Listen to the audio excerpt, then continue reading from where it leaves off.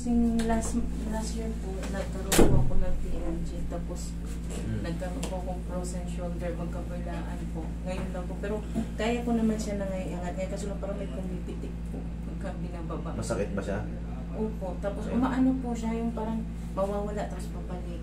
Mawawala, babalik. Pabugso-bugso. Opo, tapos nakaraan po kasi year yung pandemic po na ano po kasi ako, yung parang mild stroke po kasi hindi ako makatilo. No, mild stroke ka? Opo. Dapat pinasitiscan mo, baka may blood clot ka. Ganun yun.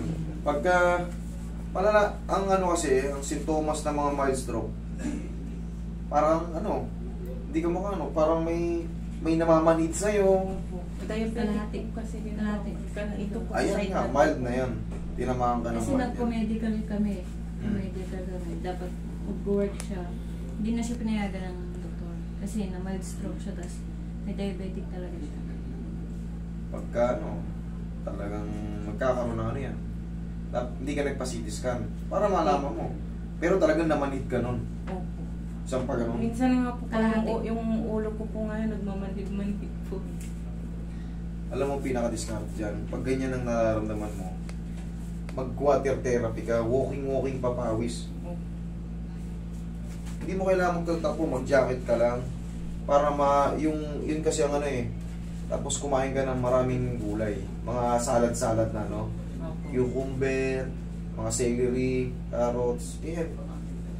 Huwag ka muna magkakakain ng ano, buti mild lang inabot mo kasi pagka ano, Mahirap. lala, huwag na tayong mag-abang pa ng yung may malulumpo sa atin. Tapos, 10 years po kasi nakalipas na ano din po ako nadulas, pero nagpaano po ako nung wala naman pong fracture. Pero ngayon, Ngayon po, ang nakakatakot kasi traitor yan.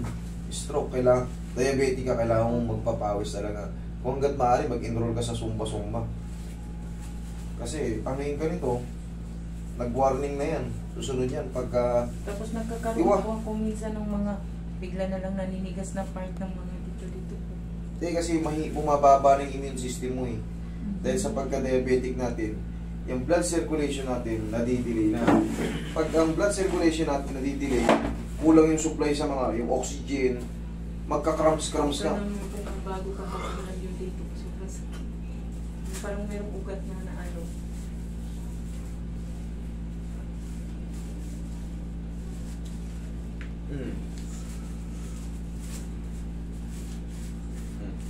Ana? Oh. Ang mild stroke ka na pala, delikado yan. Huwag mo nang hintayin mambulol ka pa. Pamilipit yung mga daliri mo, paa mo. Matigas ulo. Papawis ha? Huwag ka nang magkakakain ng maraming kanin. Ay, hindi naman na po. Pumayat na po ako, 105 ako dati. Halata naman yun. Makita mo naman oh. Opo. Kaya pala ano ka dati, sobrang taba mo. 105, mataba ka pa kay Roy. Tapos yung Taba ka spine pa sa ko kanya. po, minsan po nangangalay. Pilas na. Hindi, kasi nga, galing ka sa bigat nun, tapos hindi ka nakakapag-stretching. Biglang bumaba yung ano mo eh, yung timbang mo, dapat yung susundan mo ng papawis. Nangayayat ka lang yan, alam mo bakit? Dahil diabetic ka, Opo. tagilid. Bumabagsak talaga ang system ng diabetic. Bigla-bigla yan. Tigilan muna yung mga mantika. Kakakain ka ng mga gulay-gulay. Yayariin ka niyan. Relax lang.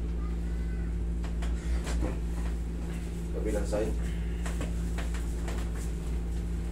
Feeling mo, ngawit lahat ng likod mo, no? Opo, pati yung balakang ko po, pag umupo po ng matigas, masakit po. O yan, kasi dati, may parang kutsyon ka sa ano. Ngayon, buto na kaagad. Ilang kilo ka na lang ngayon?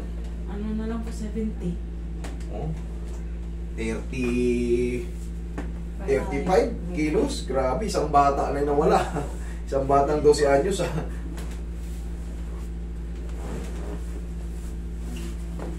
Ganyan pag diabetic, delikado diabetic. Kasunod talaga niyan.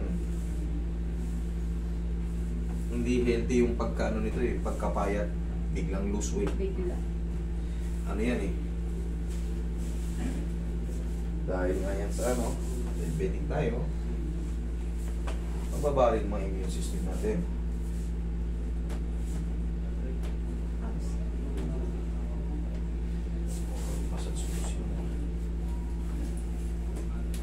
Doon ba yung binok-tibok ko ngayon?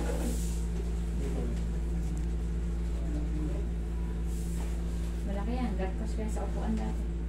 Oo, ganun siya. Gagpas pa. Walking ka lang. Pahawak niyan eh. Nasasaktan kasi hindi nahihilat eh. Yan. Tama lang Eh, yan. sino? Nasasaktan ka ba?